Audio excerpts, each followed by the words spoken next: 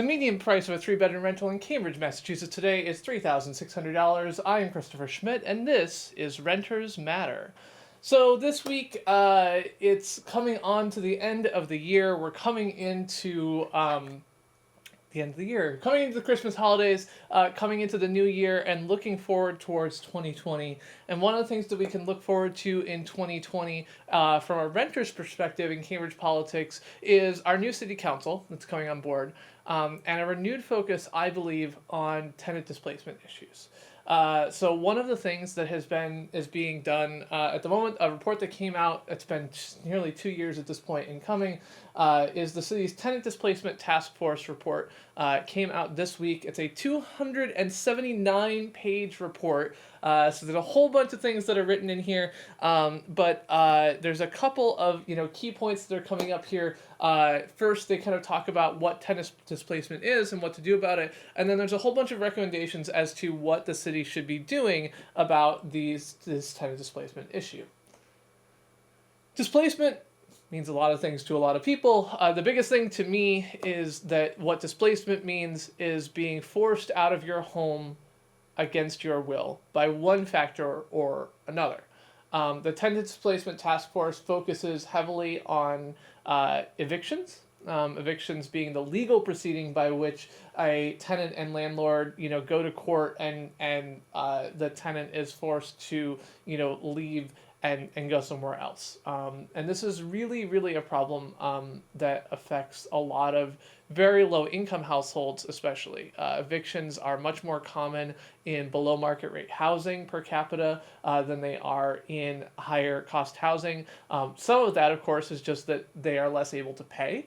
And an inability to pay is a common source of evicting someone.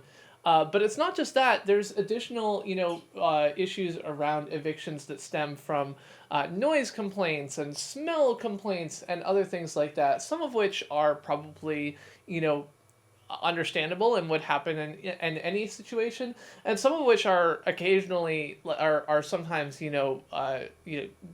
veiled discrimination. One of the things that has come up in discrimination or in displacement and tenant evictions is that smells can oftentimes be like code for oh well they cook Indian food and we don't like that kind of thing here. I don't know if that's the case in Cambridge, but it's something that I have seen in studies of evictions in other cities. And so the city spent a while studying the causes of displacement and what they can do about it, and kind of came to this set of recommendations around it. And there's kind of four big areas, or four big areas, I counted them right the first time, that this focuses on. One is tenant education, one is legislation, one is increasing funding, and one is data collection and continuing to get to a situation where we have a better understanding of displacement and evictions. So we'll kind of talk about each of those. So tenant education, the big thing here is something that I've talked a little bit about before, is that many tenants who are facing changes in their living situation, whether that's an increase in rent or being threatened with eviction or anything else like that, do not have the full picture of what their opportunities and risks and everything else are. They may not know what legal services are available. They may not know what their legal obligations and legal rights are. And so tenant education in this case is focused really heavily on propping up existing systems that provide these services, and improving outreach to tenants as well as access by creating central points of contact, including a staff person within the city administration, to handle these questions and handle them consistently. So to ensure that there's always somebody that you can know to go to and talk about displacement issues and talk about tenants' rights issues and evictions and everything else. And I think there's a lot that the city can do there. I think that providing information to tenants in a more reliable way is absolutely something that can provide value, can really do a good job at providing, information that currently is not as available to tenants as it should be. The second big area of focus is legislative and policy agenda. One of the big things that was raised in this piece is that it actually talks about the fact that it is very difficult to create actual policies because the home rule petition approach that the Massachusetts legislature requires is not very functional. There's a lot of home rule petitions that come in and don't get passed. And so this report really focuses on what can the city do without going and passing a new home rule petition. What can the city do without going and adding new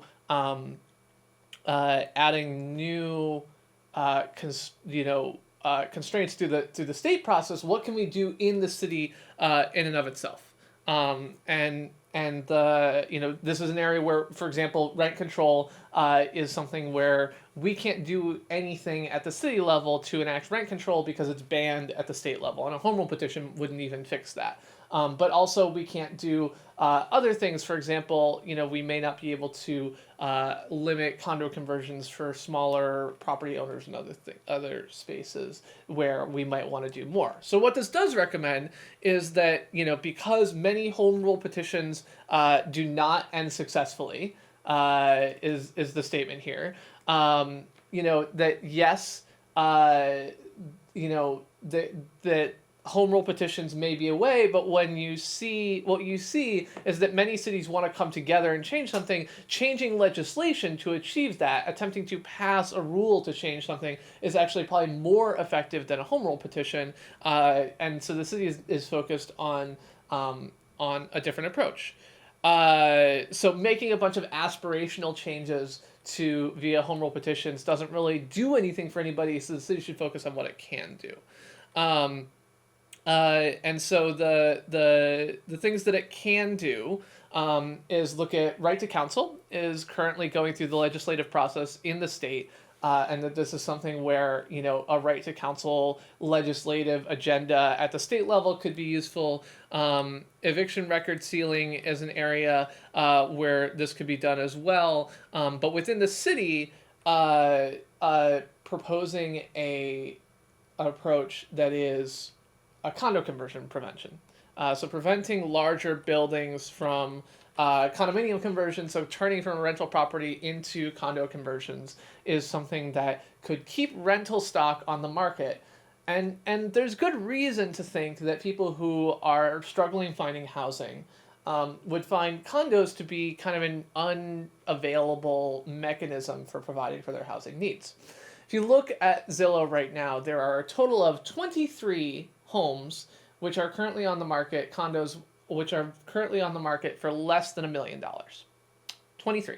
There's 2,200 rentals in Cambridge, but only 23 places that you can buy for less than $1 million. And when you're buying something for $1 million, it means that you're paying $4,000 to $5,000 somewhere in there per month in fees. So pretty much every apartment in Cambridge, with the exception of some like new buildings or whatever, but pretty much every apartment in Cambridge is going to be less than $1 million condo would cost you if you're paying kind of the typical, amount for this, which means that condos are effectively out of reach for anyone for whom housing costs are a struggle. You don't have the ability to buy a condo if you don't have the ability to afford the very top of market in rentals. That's just where the market is right now. And so there's good reason to think that taking rental stock out of the rental market and putting it into condos is something that would make that housing be out of reach. And there is a Massachusetts Condominium Conversion Act that allows cities to enact certain rules around this. And so the taking advantage of the rules that exist that were passed in 1983 in order to say, okay, we're not going to allow condo conversions. We're not going to allow, that's not a thing that we're going to do. And recognizing that we're in the middle of a crisis, and that this is really a thing that we don't want to do. And so this is a thing. The thing that confuses me on this, though, is that for the most part, renting apartments to people is actually much more financially lucrative than selling them as condos at the moment. Now, granted, if rentals prices, plummet, if there's another housing crash, if rent control lots of things that could change if you have, the situation could change. But at the moment, there's not a lot of, as far as I can tell, rentals converting into condos. As I said, there's only 23 condos available for less than $1 million, and there's 2,200 apartments on the market. So even though the supply of rental units is very low, which it is absolutely very low, it is not the case that that set of apartments is changing much. So this seems a little bit premature, but I do actually think that condo conversion is something to be worried about if you are looking at rent control down the line, or if you are looking at, various forms of additional tenant protections, that making sure that landlords don't have the easy ability to just snap their fingers and turn something into a condo is a way to keep those units on the market even in a changing market.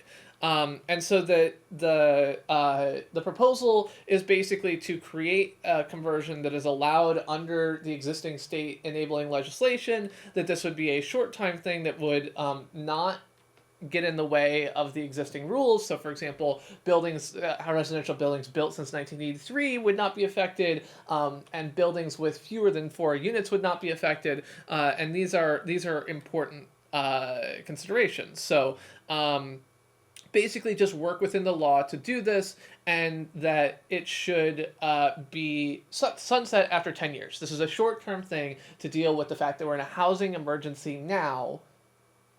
And what that would mean is that we should be acting as if we're in an emergency and substantially expanding our overall capacity and amount of rental units or housing in total, in order to kind of respond to this. So you have 10 years, go, we're going to do a bunch of stuff to protect people or do whatever, and this is the timeline you have. Now you have to fix the housing market. You have 10 years, go.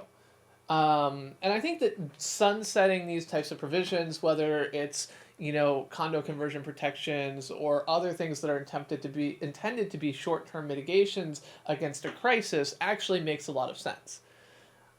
On the other hand, the affordable housing overlay, which is sort of a tool for long-term allowing greater construction of affordable housing, because acknowledging that Cambridge is dense enough that providing more dense housing makes sense if you're going to give some community benefit back in the form of affordable housing.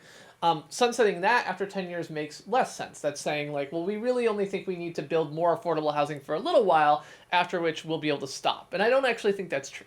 I think that we have dug ourselves a pretty deep hole as far as housing affordability, that it's hard to see the Boston as a region getting out of in the foreseeable future, and so sunsetting that doesn't make as much sense. But yeah, so that's one other element of the Tenant Displacement Task Force recommendations. So first one was just increased tenant information. The second one was to look at legislative opportunities, and in particular a condo conversion prevention tool. The third thing is to look at increasing funding to existing service providers who work on anti-displacement efforts.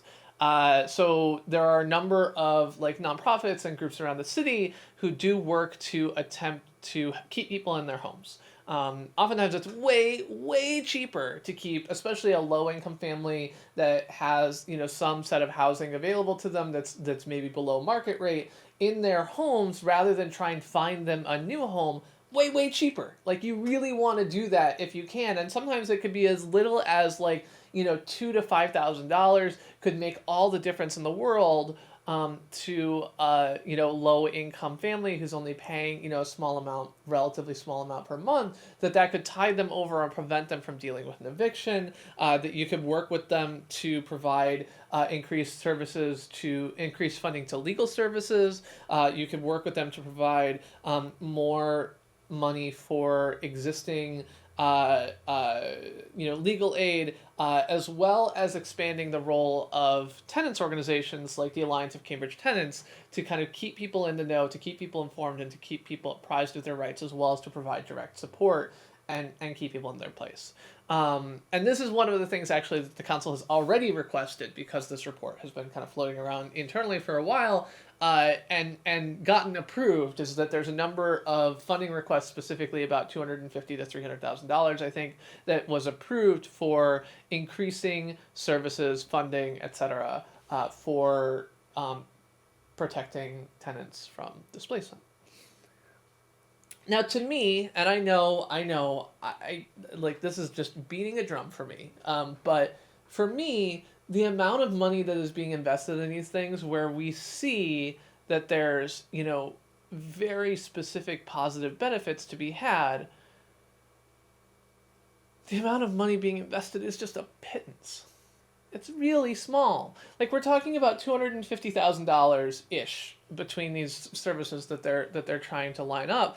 And I'm looking at that and saying, like, okay, maybe that provides legal support for all low-income tenants. And maybe these nonprofits can turn that around and get a grant or something and do more with it. But when we're going to spend, $175,000 on a participatory budgeting project to add, a couple dozen more trees, or we're going to be doing, some of these projects that the city does and spending that the city has, that to spend only, 1/1000th of the city's budget on keeping people in their homes, that feels to me like it's missing the mark. And the proposals in this task force seem very conservative to me. In a situation where we acknowledge in this report that we're in the midst of a housing crisis, in a situation where we acknowledge that we need to do more, in a situation where we acknowledge that keeping people in their homes can be as little as, a couple $1,000s, to say, well, yeah, we know it's only a couple $1,000s to keep people in their homes, but we're only going to fund that enough to, keep 100 families in their homes. That just seems at odds with the realities of displacement that are going on. And it makes me wonder if, and I have not read this entire 250-page report, so I have not processed all of the information here, but made me wonder if maybe there's a little bit of not really taking a comprehensive enough view of the problem. And when I say that, one of the things that I think is a real risk in any problem is evaluating based on the thing you can measure, right? And so displacement is a really hard thing to measure. Evictions are much easier to measure. Evictions have a certain shape. They oftentimes are, enacted against low-income tenants. They take a while, and they're a legal proceeding, so there's a whole bunch of people who are effectively forced out of their homes that you'll never hear about. And you'll never hear about them because, for the most part, the way it works out is that the landlord says, hey, I'm going to raise the rent by $200 next year, and those people have to go and move somewhere else because they can't absorb a one-year increase of $200, and so they no longer live in Cambridge. And especially when you've got, families or, children in the Cambridge public schools, that can be a really, really traumatizing experience for them. This is one of the things that I faced when my daughter was in her sophomore year and my other daughter was in her 8th grade year, was that I was looking down the barrel of, how do I deal with the fact that we may not be able to live in Cambridge anymore? I'm losing access to my housing, and we may not be able to live here anymore. What am I going to do about that?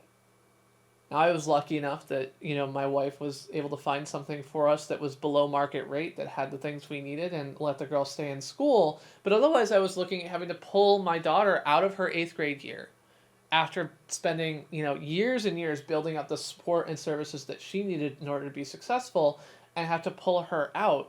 And if we're only talking about investing $200,000 or $500,000 in some of these things, I struggle to see that we're actually measuring and addressing all of the issues of displacement, rather than just the issues of evictions, rather than just the issue of low-income tenants, and especially focusing on the Alliance of Cambridge Tenants, which has historically represented low-income tenants. This is a concern that I have. Now, I know the people who worked on this are very smart, and again, I have not read all of it, so I may be missing something, but that does actually worry me, is that we may not have enough there. Another thing is um, upsetting to me is that one of the ways that we think that we should fund some of these efforts is an annual walk to benefit affordable housing, where we would try and get people to walk and raise money as like a series of donations, and it's just, again, so hard. In the same way that I feel, very uncomfortable when large corporations put out their, donation bins and say, like, yeah, I know that we made, $7 billion in profit last year and we paid zero income tax like Amazon does. But here at Whole Foods, we're going to put a bin where you can buy things from our store and then put them in the bin to give away to people for the holidays, foodstuffs and non-perishables and other things like that. It's like, yeah, buy pasta from us and put it in our bin to give to the needy. Like, we're still going to take the money from that, but you're going to give it to the needy. And it's like, okay, look, I understand that, Cambridge can't do everything. It can't snap its fingers and print $1 billion or sell $1 billion worth of stock or anything else like that. We are a relatively wealthy town, but there are limits. At the same time, I think that the proposed amount of funding that they hope to get from this approach is $50,000. And it is really, really hard for me to think that this is really worth the investment for $50,000 in funding. That really, I would be much happier if the city was talking about, like, how are we going to match that, or how are we going to do other things with that. Like, that would make me feel much more comfortable. But yeah. And the last thing that is really included in here, and I think is really important, and comes back to my previous point of talking about addressing what you can measure, is data collection and analysis. So understanding evictions and displacement, talking to property owners, talking to more tenants, finding out, in surveys and questionnaires and in a data addressable forum, like, what does displacement look like in Cambridge? And there's a bunch of proposals here about how to do that. So rent increases as a form of direct displacement is explicitly addressed here, and I think that that's a huge area of undersight. So there's a whole bunch of work done on evictions, and that's great. But the deeper understanding is going to really take a lot more work. Not just looking at legal filings, but really looking at connecting to tenants, talking to building owners and managers, talking to and building up an organization for tenants, because this is one of the things that applies in almost any social movement, is that getting people talking, especially about things which are financial, is really one of the hardest things to do. When you look at, for example, talking about sharing salary at an employer so that all of your employees can kind of work together and establish and identify areas of pay discrimination or something like that. It can be really hard to get people to talk about these things. And the same is true in housing. One of the things that City Life Vida Urbana has said is that when people come in looking to them for help, the first thing they have to tell them is, it's not your fault. Because everyone believes that, providing for stable housing for their families, providing for these things is really the most important thing they can do. It really is. It's the basis of Maslow's hierarchy of needs. It's something that you really have to have in order to be safe and secure. And losing that is so stressful, and losing access to that is so hard.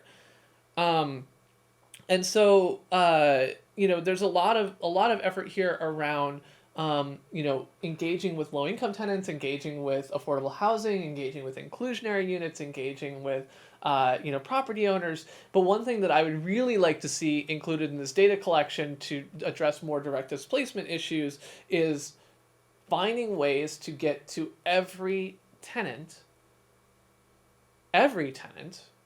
not just low-income tenant, but every tenant, and find out, why, what is causing you to leave Cambridge, or why do you have to move, or do you have to move, or other things in that space. And we know where the rental units are, at least a lot of them.